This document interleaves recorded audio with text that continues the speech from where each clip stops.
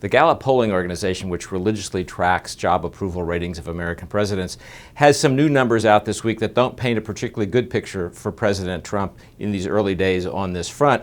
The Gallup numbers show that only 42% of the people they surveyed approve of the job he's doing, while 54% disapprove.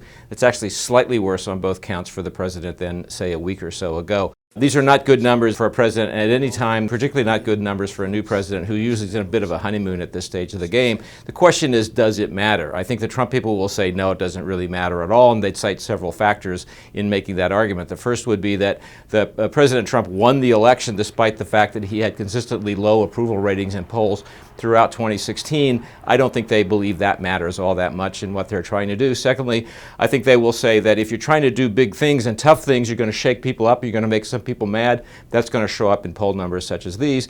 And third, I think they'll blame a fair amount of it on the press, on bad, tough, negative media coverage of the new president. But I think in the long run, these kind of numbers do matter for a president, not maybe at the moment, but over time, for two reasons. The first is that people in Congress tend to gauge the deference they need to pay to the president on how much he's being approved by citizens out around the country. And consistently low approval ratings are a message to people in Congress they don't need to follow the president's lead. Secondly, it's particularly important for President Trump, who didn't have a lot of support among establishment Republicans, to keep them in line and to show that he's the one who is leading the Republican Party into a new favorable territory. If that doesn't come through in the poll numbers, eventually that comes back to hurt him. So right now, I don't think this is a cause for concern in the Trump White House. Eventually, it just could be.